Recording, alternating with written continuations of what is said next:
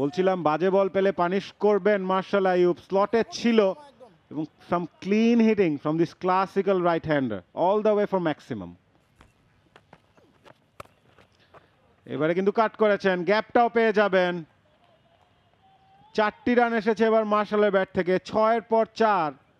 Suddenly কিন্তু সেই মোমেন্টামটা আবার পাচ্ছে অগ্রণী। আসলে এর আগের বলটা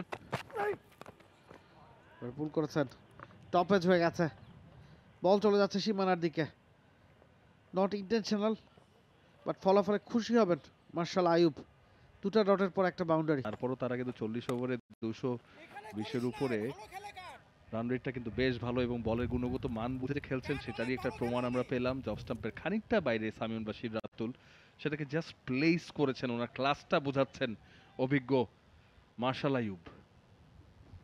বিউটিফুল শট, অনেকখানি অপেক্ষা করেছেন, লেটে খেলেছেন, সে কারণে ওই ছোট্ট গ্যাপটা।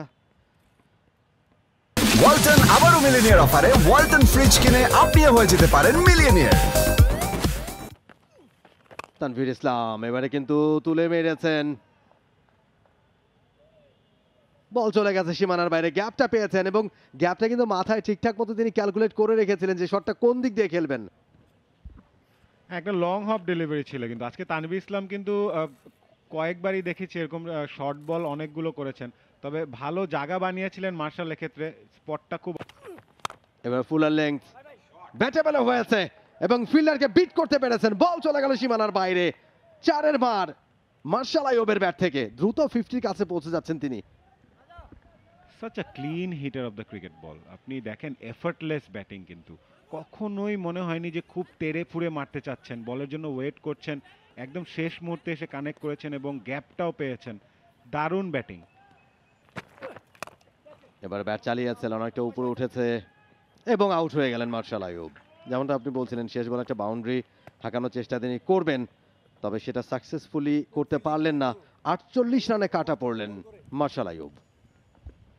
নেভারদারলেস খুব ভালো নক খেলেছেন কিন্তু তিনি, 35 বলে 48 রান করেছেন এবং আমরা বলছিলাম যে শেষ বলেও তিনি বাউন্ডারির খোঁজেই থাকবেন, সো দলের জন্য চেষ্টা করছিলেন, নিজের হাফ সেঞ্চুরির কথা কিন্তু তিনি ভাবেননি।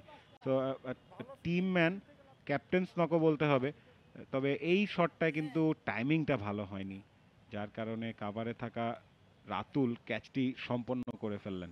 আরও একটি উইকেটের পতন, 4র্থ উইকেট হারালো অগ্রণী ব্যাংক ক্রিকেট ক্লাব 277 রানে।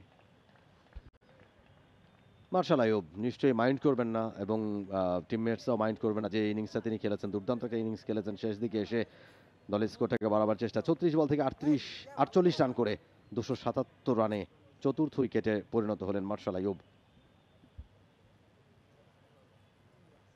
For more updates, subscribe to our YouTube channel and click on the bell icon. Follow us on Facebook and Instagram. Download T-Sports app to enjoy exciting games and highlights. Visit tsports.com.